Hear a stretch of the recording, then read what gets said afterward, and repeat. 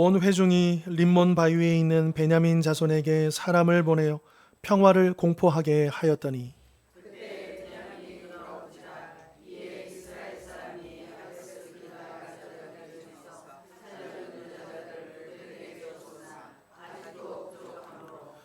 백성들이 베냐민을 위하여 뉘우쳤으니 이는 여호와께서 이스라엘 지파들 중에 한 지파가 빠지게 하셨음이었더라.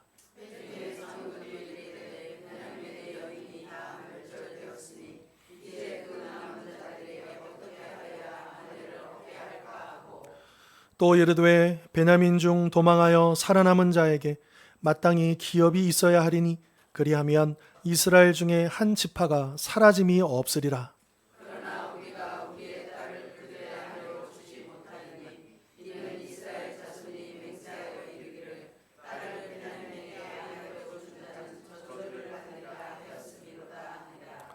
또 이르되 보라 베델 북쪽 르보나 남쪽 베델에서 세겜으로 올라가는 큰 길 동쪽 실로에 매년 여호와의 명절이 있도다 하고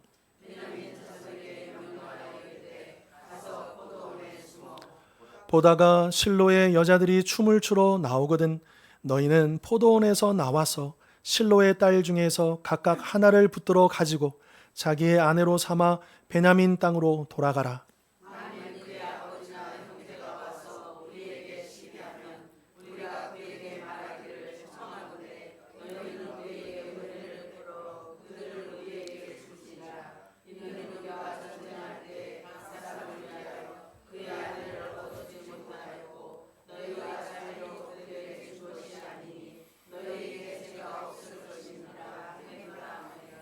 베냐민 자손이 그같이 행하여 춤추는 여자들 중에서 자기들의 숫자대로 붙들어 아내로 삼아 자기 기업에 돌아가서 성읍들을 건축하고 거기에 거주하였더라.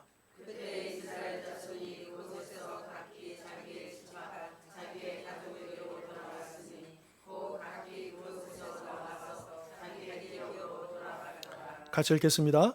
그때 이스라엘의 왕이 없으므로 사람이 각기 자기의 소견에 오른 대로 행하였더라. 아멘. 자, 우리가 보통 이제 어떤 소설을 읽거나 또 영화를 볼 때 뭐 성도님도 어떤지 모르겠지만 저 같은 경우는 그 결말이 반드시 해피엔딩으로 끝나야 됩니다. 꽉 찬 해피엔딩으로. 만약에 열린 결말, 뭐 결말이 애매하거나 슬프면 별로 보고 싶지 않더라고요. 읽고 싶지 않고. 그래서 저 같은 경우는 아마 다들 그러실 거예요. 이게 주인공이 그 가진 고난과 그 갈등을 극복하고 이겨낸 다음에 다 같이 행복해지는 그런 꽉 찬 해피엔딩으로 끝나기를 바라지 않습니까? 자, 그런데 오늘 우리가 읽은 이 사사기의 마지막 결말은 어떠느냐? 그런 우리의 기대를 완전히 저버리는 해피엔딩이 아니고 너무나도 슬픈 엔딩으로, 새드 엔딩으로 그렇게 끝나고 있다라고 하는 거예요. 그냥 단지 슬프다 이 정도가 아닙니다. 너무나도 무겁고 어둡고 참담하게 이 사사기가 시작과 끝을 보면 너무나도 다르게 그렇게 끝난다라고 하는 것을 보는 거죠. 자, 이러한 어둡고 충격적인 결말을 통해서 오늘 본문은 하나님의 백성이 하나님을 왕으로 인정하지 않을 때 그들의 삶, 또 공동체 전체가 얼마나 처참하게 무너질 수 있는가, 이것을 우리에게 보여주고 있다라고 하는 거죠. 자, 그렇다면 이런 질문이 생기지 않습니까? 하나님의 백성인데, 여러분 여호수아와 함께 가나안 땅에 들어간 백성들 아닙니까? 그래서 여호수아 이후가 이제 사사 시대인데, 아니 그런 하나님의 백성들이 그 놀라운 하나님의 구원을 경험하고 승리를 쟁취했던 그 하나님의 백성들이 아니 어떻게 이렇게 영적인 암흑기로 또 영적인 타락을 경험할 수 있었을까? 우리는 그것을 좀 질문해 볼 필요가 있다라고 하는 거죠.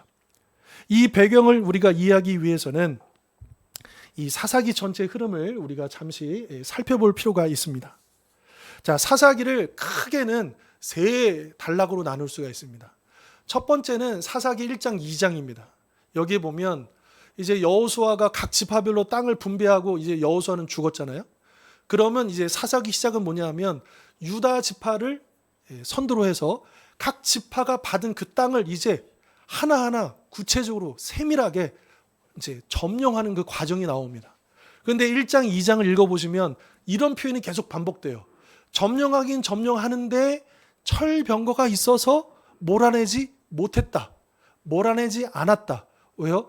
그곳의 이방인들을 노예로 써먹으면 이익이 되잖아요. 그러니까 몰아내라고 했는데 하나님의 명령보다도 자신들의 이익을 세워서, 즉 뭐냐, 사사기 1장과 2장은 이 이스라엘 백성이 타협하기 시작했다는 걸 보여주는 거예요. 그러면서 2장 마지막에 뭐라고 하냐면 이 사사기의 패턴을 이야기합니다. 이런 식으로 신앙생활에 있어서 타협을 시작하다 보니까 이스라엘 결국에는 죄악에 빠지게 되었고, 그래서 하나님께서 징계를 하시니까 이제 그들이 부르짖고, 그러니까 하나님께서 누구를 보내셔요? 사사를 이제 보내시고, 그래서 구원하신 다음에 또 일정 시간 사사가 있는 동안에는 평안하지만 그 사사가 죽으면 다시 죄를 짓는데 그냥 죽는 게 아니에요. 자, 여러분 그 사사기 2장 한번 보시겠습니까? 사사기 2장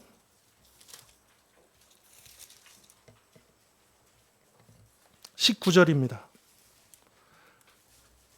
죄를 짓고 그리고 징계를 받고 구원을 받고 그 다음에 또 죄를 짓는데 그냥 단순히 한 바퀴 도는 게 아닙니다.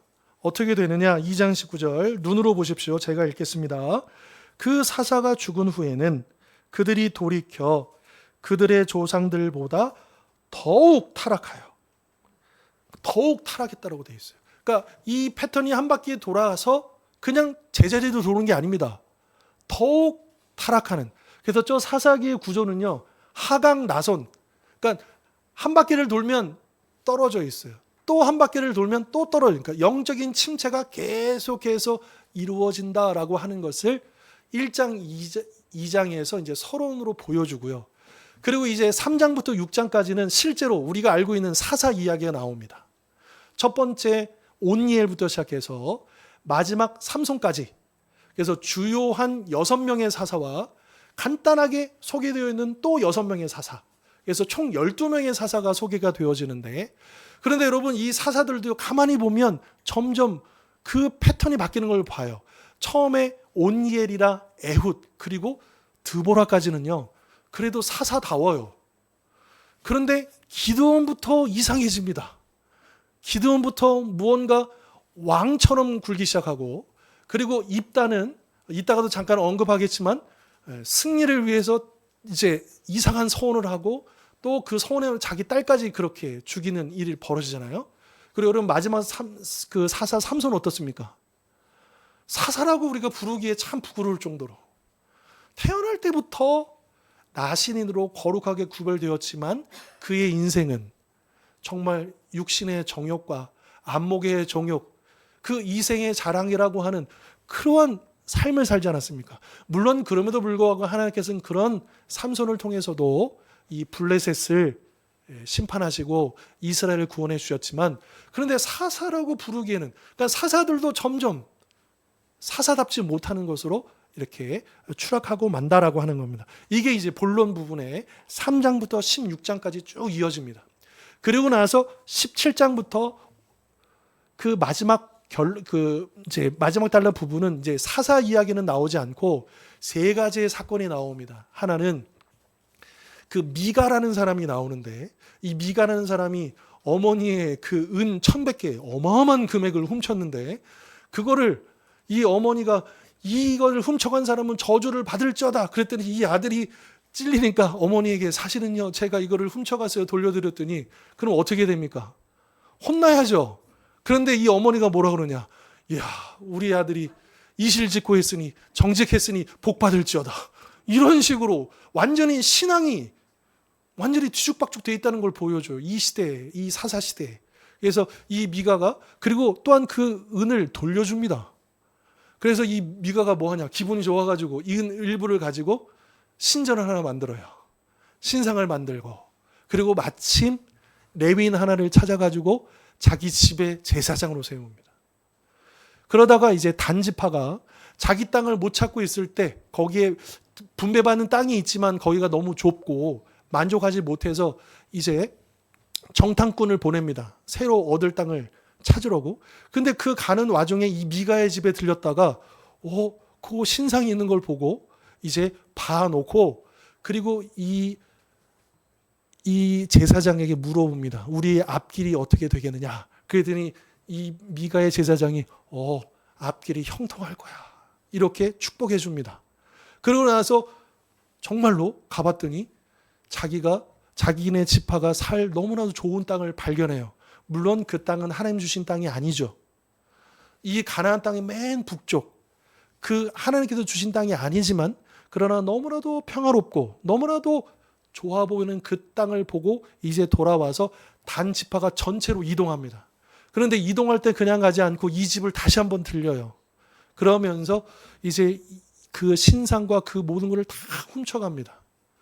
그러면서 이 제사장에게 제의를 해요. 한 집의 제사장이 되겠느냐?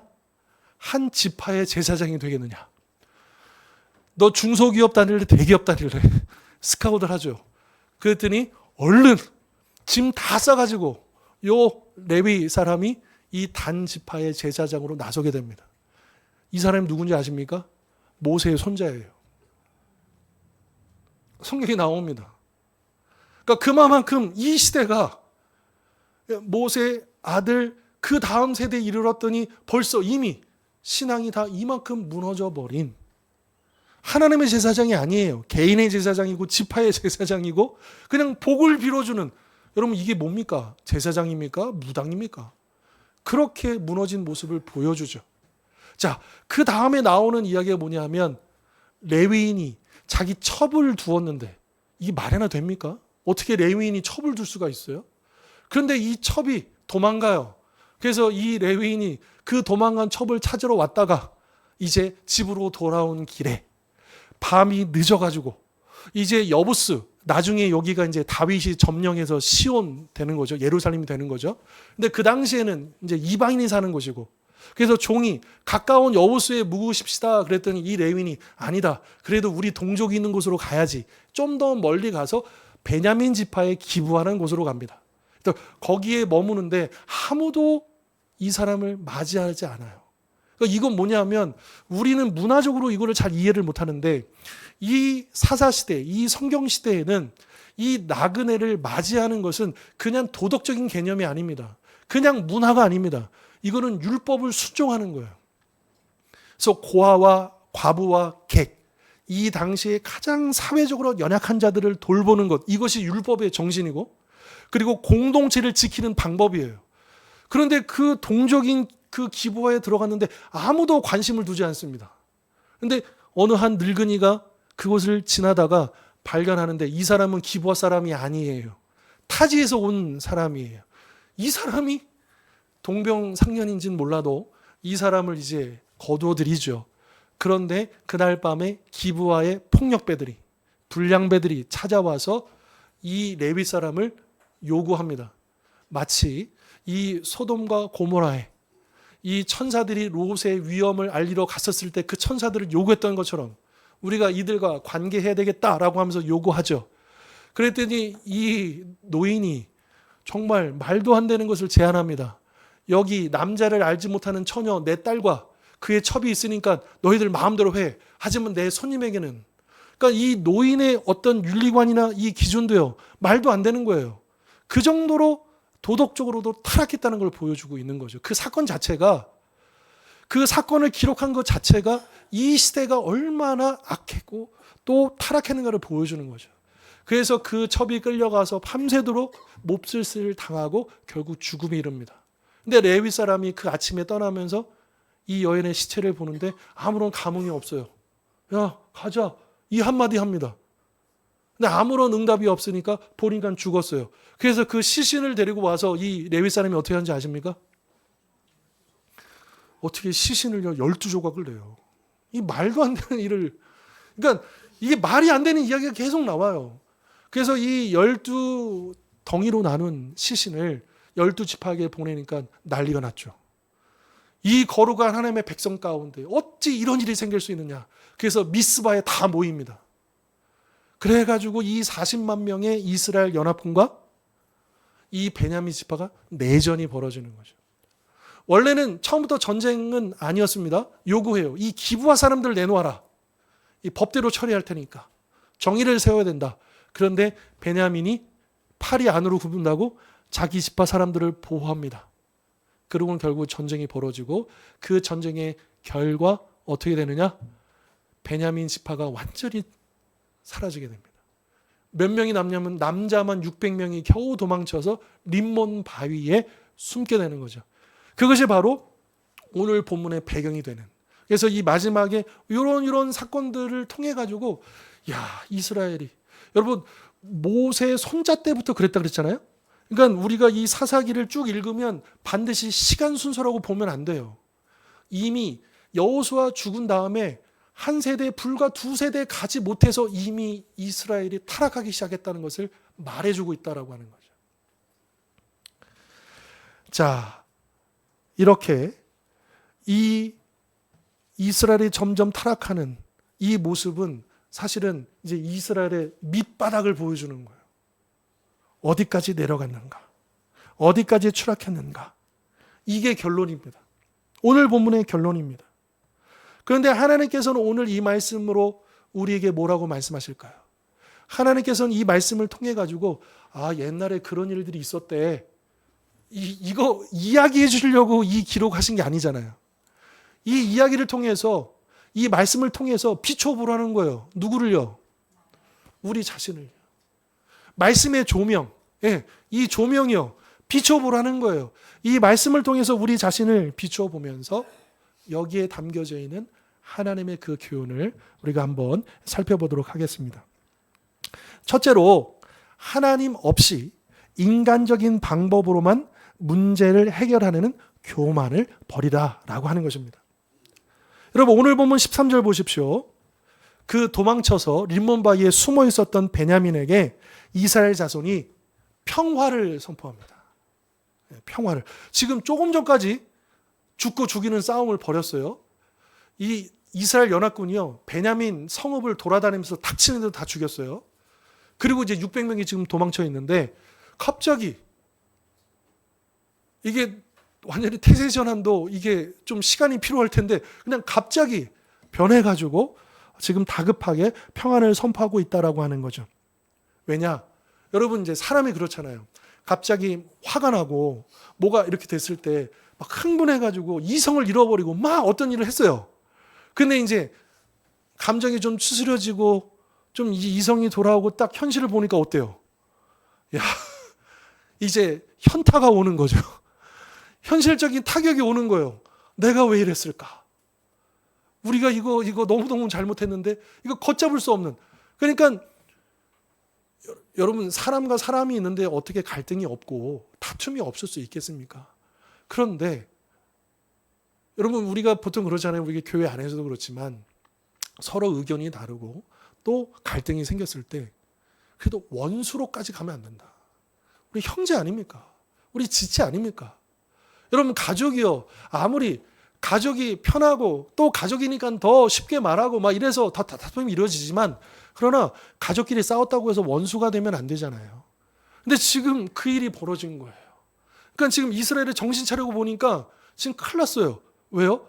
베냐민 지파가 사라지게 됐거든요. 지금 남자만 600명인데 그 자손을 이어갈 수가 없는 상황이 된 거예요. 왜요? 이들이 전쟁하기 전에요. 여러분 21장 1절 보실까요? 21장 1절. 이스라엘 사람들이 미스바에서, 그러니까 이게 전쟁하러 모였을 때예요. 전쟁하기 전입니다. 미스바에서 맹세를 했는데 뭐라고 했느냐? 우리 중에 누구든지 딸을 베냐민 사람에게 아내로 주지 아니하리라. 이런 맹세를 이미 해버린 거예요. 그러니까 지금 베냐민은 남자 600명만 남았는데 지금 이스라엘 지파에서는 아내로 줄 수가 없잖아요. 딸들을. 그러면 이 남자만 600명 남았으면 시간이 흐르면 이 600명이 죽으면 베냐민 지파는 어떻게 됩니까? 사라지는. 지금 이 상황을 지금 깨닫게 된 거예요. 그래서 15절을 보시면 오늘 본문 15절이요. 같이 한번 읽겠습니다. 백성들이 시작.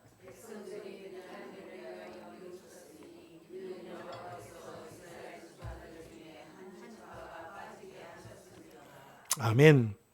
자, 여기서 우리가 주목할 것은요, 뉘우쳤다 그랬잖아요. 후회했다는 거예요. 그런데 이 뉘우침, 후회는 회개하고는 좀 다릅니다.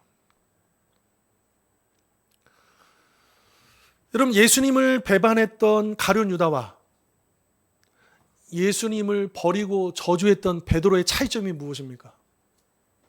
가룟 유다는 후회했어요. 뉘우쳤어요. 하지만 회개하지 않았습니다. 그러나 베드로는 예수님을 모른다 하고 저주까지 하고 주님을 버렸지만 그는 회개하고 회복되었습니다. 달라요. 그런데 오늘 본문 이 백성들이, 이스라엘 백성들이 베냐민을 위해서 자신들이 한 일을 뉘우쳤다라고 하는 것은 회개를 했다는 뜻이 아닙니다. 오히려 그들이 왜 뉘우쳤느냐, 왜 눈물을 흘렸느냐, 왜 후회를 했느냐. 지금 우리 이스라엘 지파가, 하나 지파가 사라지게 됐다. 우리 공동체가 지금 하나가 구멍이 나게 생겼다. 지금 손해를 보게 됐다. 거기에 대한 당혹스러움, 거기에 대한 후회다라고 하는 겁니다. 그런데 이러한 이스라엘의 모습이 오늘 우리를 돌아보게 만든다는 거죠. 우리 역시 살아가면서 가정의 경제적인 위기, 깨어진 인간관계, 혹은 교회 안의 갈등과 같은 수많은 문제에 부딪힙니다. 그럴 때면 우리도 오늘 본문의 이 이스라엘 백성들처럼 이 지금 내가 자각하게 된 현실, 내가 마주해야 될 이 현실 앞에 참담한 결과만을 놓고 괴로워하고 또 후회하기 쉽다라는 거죠. 그러면서 왜 하필 나에게 이런 일이 생겼을까? 어쩌다 상황이 이 지경에 꼬여버렸을까? 원망합니다. 여러분 15절 다시 한번 보십시오. 15절 다시 한번 보시면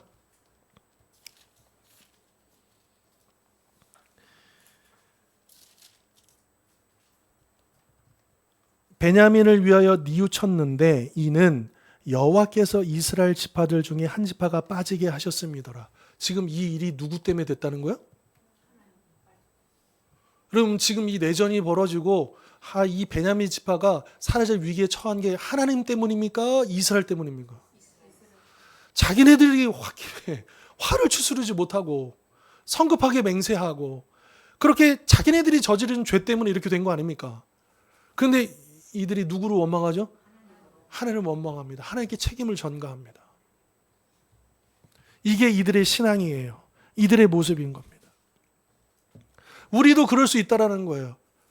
나의 잘못된 선택 때문에, 내 욕심 때문에, 나의 죄악 때문에 어그러지고 무너진 나의 현실과 그 상황들을 놓고 원망하고 불평하고 탄식하고 후회합니다. 그러나 그런 질문은 던지지 않아요. 혹시 내가 돌이켜야 할 나의 잘못은 없을까? 또 하나님께서 이런 상황들을 허락하신 그 뜻은 무엇일까? 이런 질문을 놓칠 때가 너무나도 많다라고 하는 겁니다. 단순히 비참한 결과를 보고 후회하며 슬퍼하는 것과 그 문제의 뿌리가 되는 내 안의 죄악을 깨닫고 하나님 앞에 회개하는 것은 완전히 다른 차원의 일이다라고 하는 겁니다. 안타깝게도 오늘 본문의 이스라엘에게는 참된 회개가 없었다라고 하는 거예요. 그들은 엎드려 기도하는 대신에 자신들이 저질러 놓은 한 지파의 소멸이라는 위기를 자기네 스스로가 해결해 보겠다라고 발벗고 나섭니다. 하나님의 뜻을 구하기보다는 얄팍한 인간의 지혜를 짜내면서 아주 조직적이고 치밀하게 그들은 움직이기 시작한다라고 하는 거죠. 이러한 이스라엘의 모습은 이렇게 예기치 않은 삶의 위기를 만난 우리의 모습과도 어쩌면 너무 많이 닮아 있지 않은가라고 하는 거예요. 가정에 재정적인 구멍이 생기거나 사업이 흔들릴 때 우리는 기도의 자리에 엎드리기보다 먼저 통장 잔고를 확인하고 계산기를 두드립니다. 이리저리 전화를 돌리며 인맥과 경험을 총동원하여 어떻게든 이 상황을 해결해 보려고 밤잠을 설치며 동분서주하는 것이죠. 우리 학생들은 어떻습니까? 치열한 입시와 경쟁 속에서 하나님의 인도하심을 신뢰하기보다 한 치 앞도 보이지 않는 미래를 내 힘으로 안전하게 만들어 보려고 이 세상이 요구하는 스펙과 점수에 목을 매며 불안감 속에서 발버둥 치고 있지는 않습니까? 물론 주어진 내 삶을 성실하게 살아가고 미래를 대비하고 계획하는 것은 우리 성도들에게 꼭 필요한 덕목입니다. 잘하는 일입니다. 그러나 그 치열한 노력의 한가운데 하나님을 향한 엎드림이 빠져 있다면 과연 그 일이 어떻게 되겠습니까? 그것은 바로 하나님 없이도 내 능력으로 위기를 돌파할 수 있다라고 착각하는 영적인 교만이요 반역이다라고 하는 것이죠.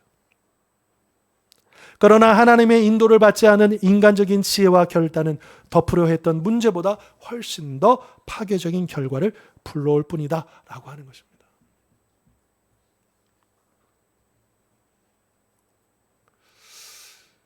제가 기억하기로는 종교개혁자 루터가 그런 고백을 했던 걸로 제가 기억을 하는데, 그 종교개혁 일들을 하면서 얼마나 일들이 많았겠습니까?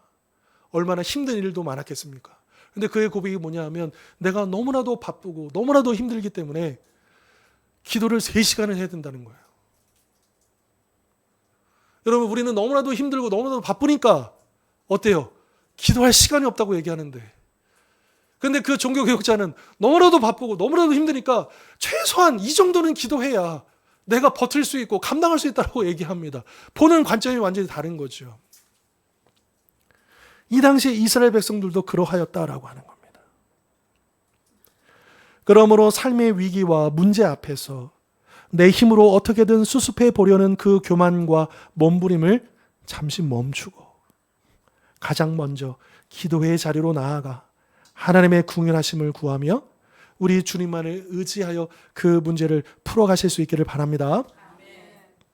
다음 둘째로, 하나님 말씀보다 내가 세운 원칙과 의도를 앞세우지 말라는 것입니다. 자, 지금 이스라엘은요, 이 베냐민의 남은 600명이 어떻게든 지금 아내를 구해 주어야 이 문제가 해결되는 거 아닙니까? 그런데 아까도 얘기했듯이 지금 딸을 줄 수 없도록 맹세를 이미 해버렸기 때문에 이걸 어떻게, 지금 이게 딸을 주자니 맹세를 어기는 거고, 딸을 안 주자니 지금 베냐민이 사라지게 됐고, 이 딜레마에 빠지게 된 겁니다. 그런데 이들이 이 문제를 어떻게 해결하느냐? 여러분, 만약에 이들이 정상적인 제대로 된 신앙을 가졌다면 어떻게 해야 돼요? 자신들이 잘못한 맹세를요, 하나님 앞에 속죄하고 돌이켜야죠. 여러분, 입다가 그런 거 아닙니까? 입다가요, 원래는 이 입다는 그 첩의 자식도 아니에요. 법적인 아들도 아니에요. 그 기생의 아들이에요. 그러니까 그 아버지의 다른 형제들이, 이게 이제 아버지가 돌아가시니까 이 입다를 쫓아낸 거죠. 근데 이제 이 민족에 위기가 오니까 큰 용사였던 입다를 장수로 부르는데, 근데 이 입다는 늘 변방에 살았어요. 즉 이방인과 같이 살았다는 거예요. 그래서인지는 모르지만 그가 전쟁에 나섰을 때 이방인스러운 맹세를 합니다. 형식은요, 서원이에요. 신앙적인 종교적인 서원인데 그 내용은요, 이방스러워요. 그래서 어떻게 하느냐? 만약에 제가 전쟁에서 승리하도록 해주시면, 제가 승리하고 돌아올 때 가장 첫 번째로 나를 영접하는 그 사람을 번제로 하나님께 올려드리겠습니다. 여러분, 이게 하나님의 뜻에 맞는 겁니까? 율법에 그런 내용이 있어요? 서원이라는 건 있어요. 그죠? 근데 서원은 그런 게 아닙니다. 서원은요, 사무엘의 어머니 한나를 보면 알 수 있어요. 한나가 어떻게 서원합니까? 아들을 달라고 기도하죠. 근데 어떻게 해요? 그 아들을 주시면 제가 헌금 많이 하겠습니다. 봉사 이건 거래예요. 하나님이 나에게 아들을 주시면, 하나님 나에게 건강을 주시면, 나에게 하나님께서 물질을 주시면 그 아들을, 그 건강을, 그 물질을 하나님께 드리는 거예요. 이게 서원입니다. 그런데 입단은 어때요? 승리를 주시면, 합격을 주시면 제가 다른 걸로, 그리고 자기는 손해 안 보고 누군가 하나 걸리겠지, 한 사람을 그것도 불태워 죽이겠다고 인신공양을 하겠다는 거예요. 이건 하나님 뜻에 맞지도 않을 뿐더러 잘못된 거예요. 그런데 율법에요, 자기가 잘못 맹세했을 때 속지 않은 제사가 있어요. 그렇게 하면 돼요. 그런데 이게 자존심의 문제인 것인지 아니면 자기만의 원칙인 건지는 모르겠지만 이걸 돌이키지 않고 결국은 입다가 어떻게 합니까? 그 딸을. 예. 그런데 오늘 본문도 보십시오. 이 이스라엘 사람들이 그걸 돌이키질 않아요. 회개하지 않아요. 인정하지 않아요.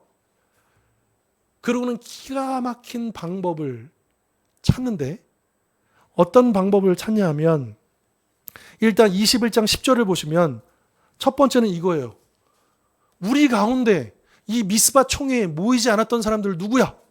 지금 세봐. 그랬더니 누가 안 모였느냐? 야베스 길라 사람들이 한 명도 안 온 거예요. 옳거니. 이게 이제 명분이 되는 거죠. 지금 이 이스라엘의 문제를 해결하는데 여기 모이지 않으면 그 모이지 않은 사람은 죽을 거야 라고 했는데 안 온 거예요. 마침 안 온 거예요. 왜 안 왔는지는 몰라요. 안 온 거예요. 그래서 이 아내를 얻어주기 위해서 어떻게 하느냐 하면 야베스 길르앗에 1만 2천 명을 보내서 다 죽입니다.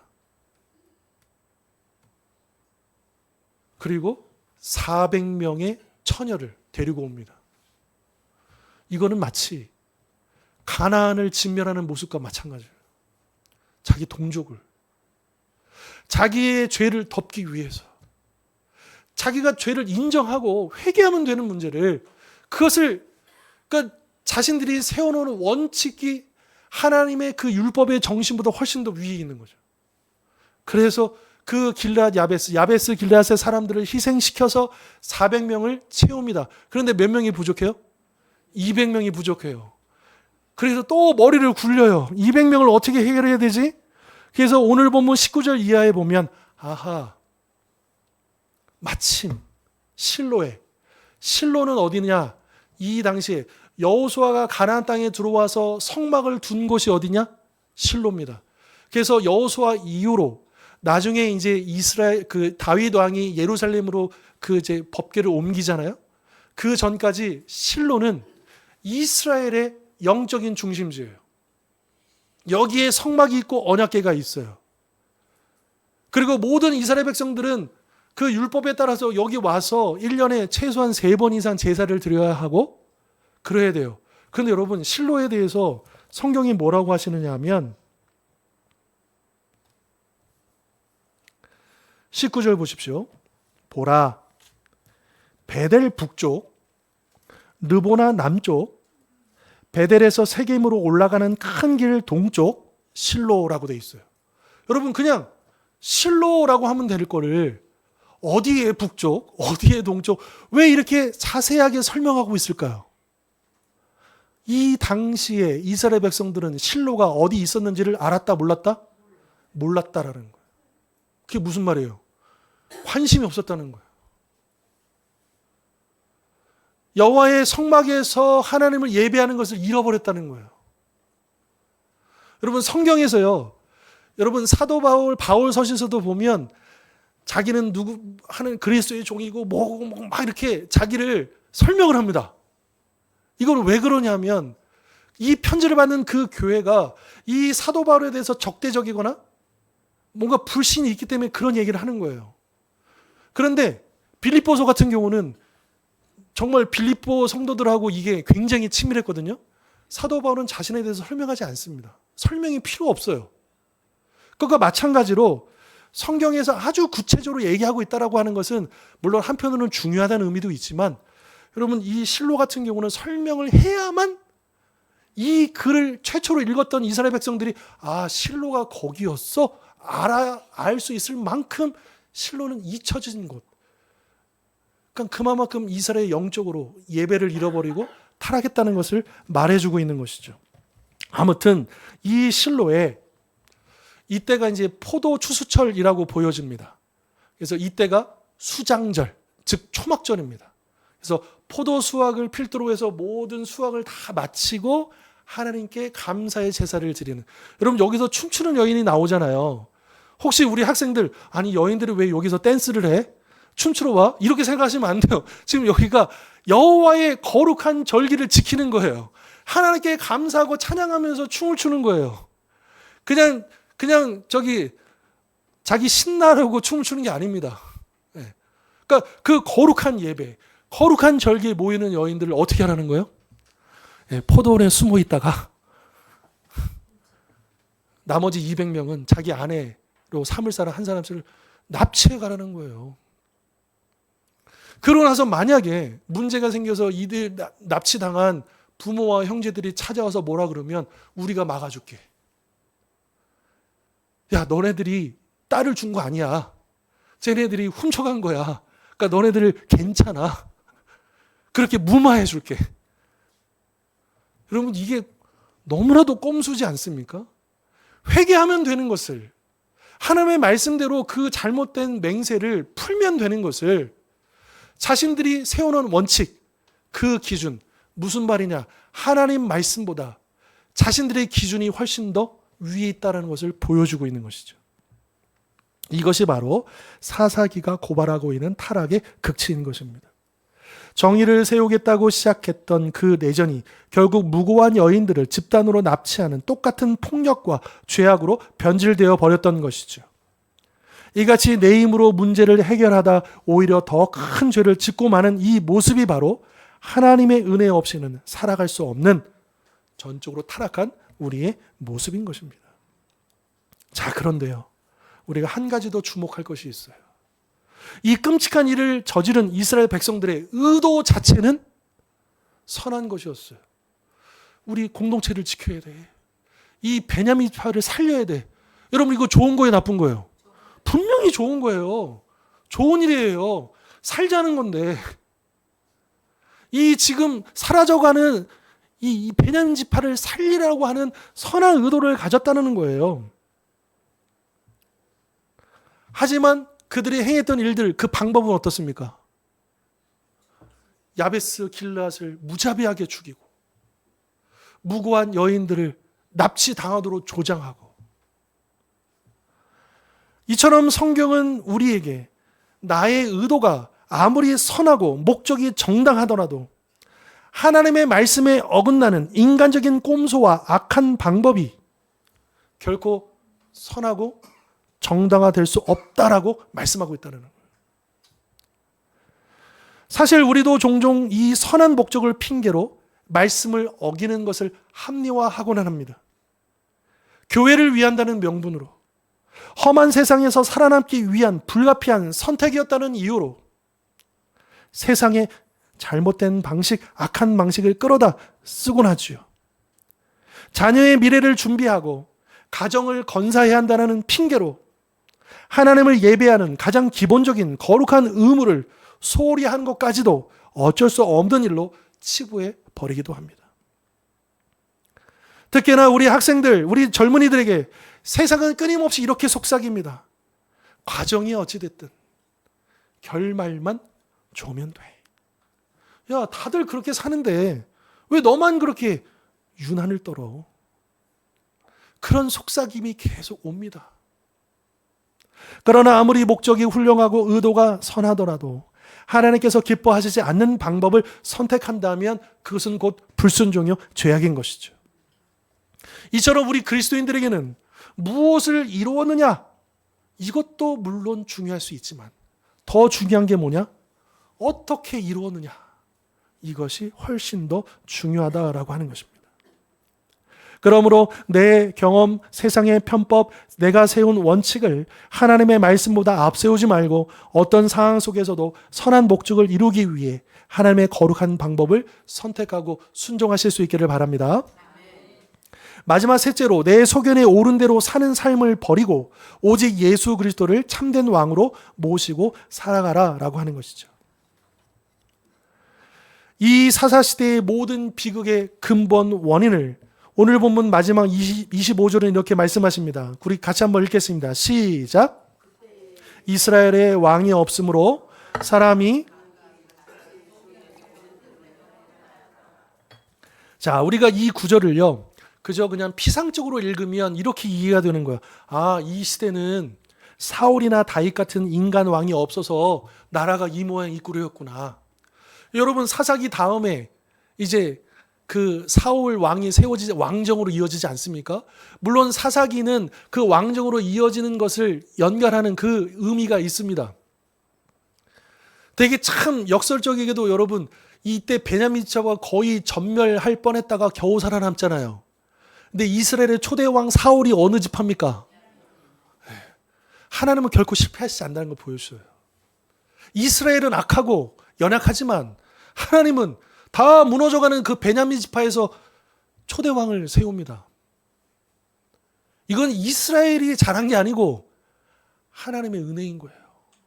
그럼에도 불구하고 여러분 이 이스라엘의 왕이 없었기 때문에 그러니까 이방 나라들처럼 중앙 집권화된 그 정치 지도자가 없었기 때문에 이 시대가 이랬어.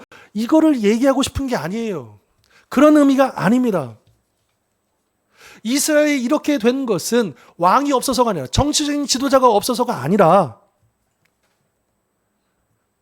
이미 계신 왕, 즉 하나님을 그들이 인정하지 않았기 때문에 그들을 모시지 않았기 때문에 이렇게 되었다라고 하는 걸 얘기하는 겁니다. 그러니까 표면적으로는 분명히 정치적인 왕의 필요성을 얘기하고 있지만 그러나 그 이면 속에서는 진정한 왕, 사실은 왕정시대 가도요. 사울이 잘 보여주지 않습니까? 사울이 하나님의 대리 통치자로서 하나님 뜻대로 통치하지 않았을 때 나라가 어떻게 되는 걸 보여주지 않습니까?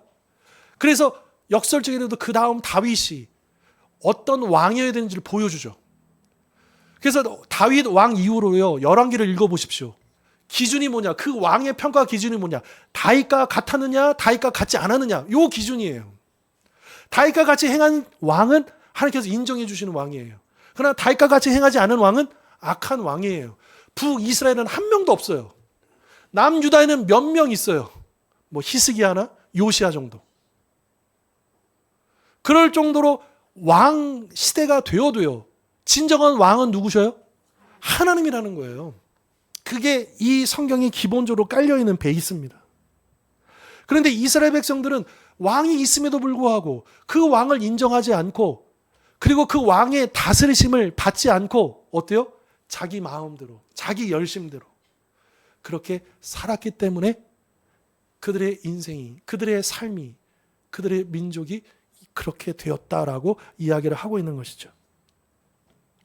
우리가 앞선 21장에서 그 살펴보았던 것처럼 이 이스라엘 백성이 무정부 상태에 빠진 무질서한 그런 모습은 아니었다는 거예요. 아니 오히려 더 반대입니다. 무질서하지 않아요. 총회로 모여 다 모입니다. 그래서 모여서 그들이 뭐예요? 명분을 세워요. 그리고 어때요? 치열하게 전략을 짭니다. 아주 조직적으로 움직입니다. 이스라엘이 혼란스럽지 않았어요. 다만 그들의 치열한 삶 속에서 누가 계시잖아요. 하나님이 빠져 있어요. 이러한 민족적인 위기와 어려움과 중요한 그 결단의 시기에 누가 계시지 않아요? 하나님이 계시지 않아요. 물론 하나님이 떠나신 건 아니에요. 다만 이스라엘이 그 하나님을 인정하지 않고 그 하나님을 모시지 않고 그 하나님을 외면해 버렸기 때문에 그런 일들이 있었다라고 하는 거죠. 그 결과가 뭐냐? 각기 자기의 소견에 옳은 대로 행하였다. 히브리어 원문에 지극하면 자기 눈에 보기에 좋은 대로 행했다. 삼손이 그랬잖아요. 나 이 여인과 결혼해야 되겠어. 아니 우리 동족에도 처녀들이 많은데 왜 해필이면 블레셋 여인과 결혼을 하냐. 삼손이 뭐라고 해요? 내 눈에 보기에 좋은 여인입니다. 이렇게 얘기하잖아요. 하나님의 기준은, 하나님의 뜻은 관심이 없어요. 그냥 내가 끌리는 대로, 내가 원하는 대로. 하나님의 뜻이 옳은 게 아니고 내가 원하는 게 정답인 거예요. 그런데 그게 오늘 이 시대이지 않습니까? 하나님은 분명히 이게 진리야 이렇게 말씀하고 계시는데 우리 인간은 아니요. 제가 경험해 보니까 또 제 감정에 충실하면 그리고 요즘 이 여론을 들어보니까 요게 요게 진리입니다. 이것이 바로 사사시대의 영적인 붕괴고 또 내 마음이 끌리는 대로 사는 것이 정답이라고 외치는 이 세상의 흐름과 동일하다라고 하는 거죠. 교회 안에 예배가 있고 봉사가 있어도 결정적인 순간에 내가 보기에, 내가 판단하기에, 내가 경험하기에 이것이 맞다라고 내 고집대로 행동한다면, 즉 내 삶의 주어가 하나님이 아니라 나라면 그것이 바로 자기 소견에 옳은 대로 행하는 영적인 타락이요, 내가 내 인생의 보좌에 앉아 왕 노릇하는 끔찍한 영적인 반역이다라고.